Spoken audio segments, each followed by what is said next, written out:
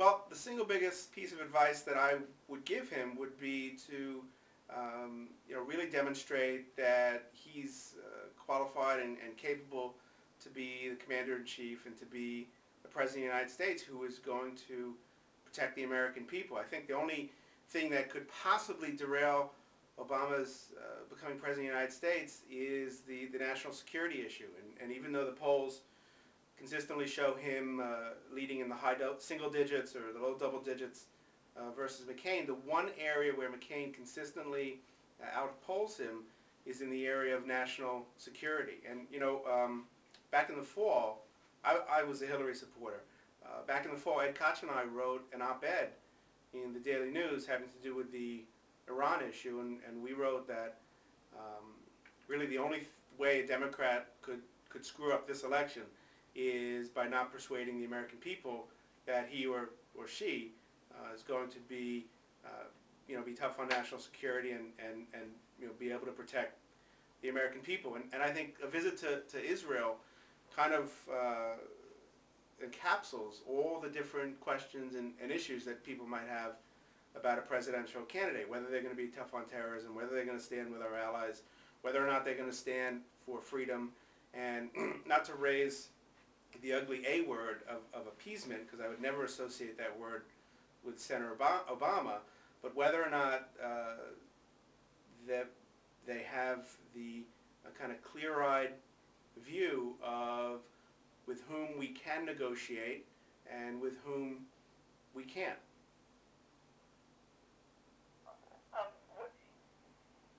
When Hillary Clinton was in the Middle East, she very famously had a kiss with Arafat's wife that became a huge issue in itself, and it seemed like her trip out there did almost more harm than good, for at least for a little while.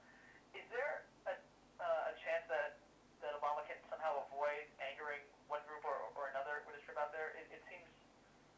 See, I challenge the paradigm that question is based on, and that is that there are two groups of equally valid interests, or two parties to a negotiation, and really all it takes is to get them in a room and get each one to make a certain amount of concessions to get to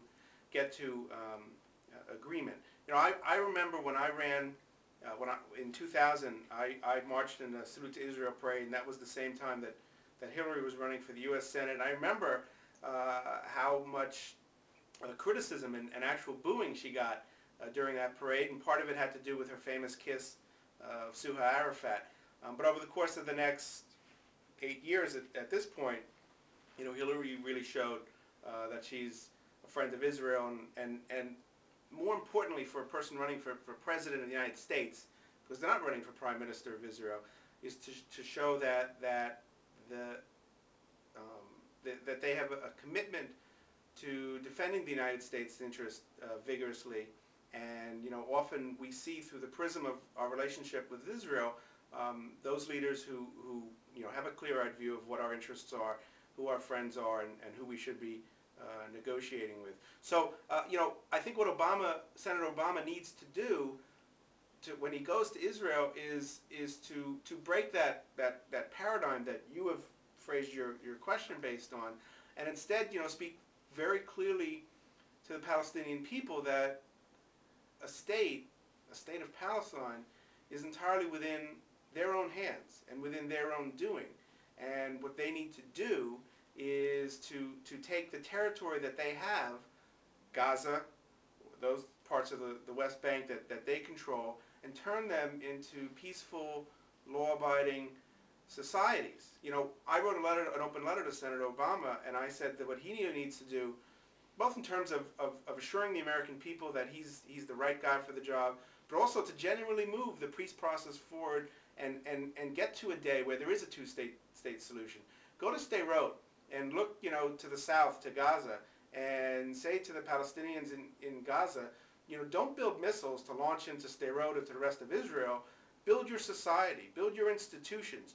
The Palestinians control all of Gaza. They should be building up their system of justice, their healthcare system, their education system. If Obama delivers that message to the Palestinian people, I think he's got the power and the credentials for that message to have an impact, and he would also signal Americans, those of us who are strong supporters of Israel, and those of us for whom the issue of Israel is not really high on their radar screen, that he really understands the essence of the war on terror and the essence of what a strong, robust American foreign policy should be. Is there anything that he should change or alter or announce about American foreign policy with respect to the Middle East while he's there? It seems that he's campaigning on this issue of not continuing the legacy of George Bush in many respects, and he says McCain is running for the third term of President Bush. Is there anything that he should say differently about American foreign policy in the Middle East while he's out there? I think that he should. In terms of Israel, the focus and the emphasis on Palestinians using the land that they have, the governance that they have over the territories that they control as a model for what a future Palestinian state will look like.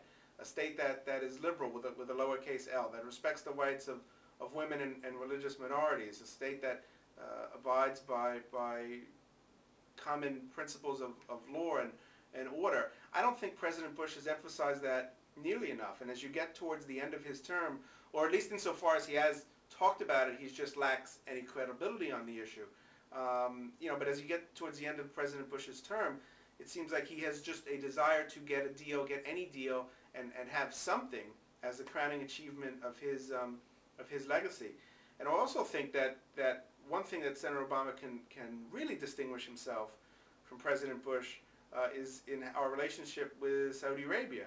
The Bush administration has been incredibly tolerant of the Saudis spreading fanatical Islam throughout the world, not really cooperating in the war on terror unless except those aspects of it that preserve the Saudi family as being the rulers of Saudi Arabia.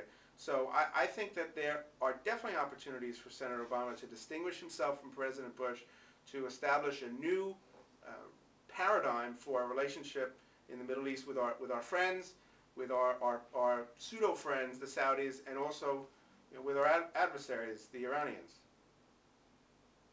Very interesting. And just lastly, where are you currently? You're not in the States. No, I'm in Dublin, Ireland. This week I was in London, England, giving a speech at a symposium on libel terrorism, which is legislation that I passed with Senate Majority Leader Dean Skelos and Governor Patterson signed, and then I had a meeting with the chairman of the equivalent of the Homeland Security Committee in the House of Commons, and I had a special treat. I was able to observe the Prime Minister's question time in the House of Commons, where Gordon Brown and David Cameron kind of go back and forth against each other. So it's been a very interesting week. Is that something you'd like to see in Albany, in the state legislature, that kind of back and forth? I would like to see more debate. I think it's very exciting. I think it's very important for the democratic process. In the Assembly, I think, I have many friends on the Republican side of the aisle, but I think that the fact that there are 108 of us and 42 of them, sometimes the Republican minority seems resigned to not being able to get their agenda through, and really don't vigorously engage on the issues, either in committee or on the Assembly floor, to the extent that they have the opportunity to. Well, I think that settles it. Rory Lancman for Prime Minister of Albany. Azi, thank you very much.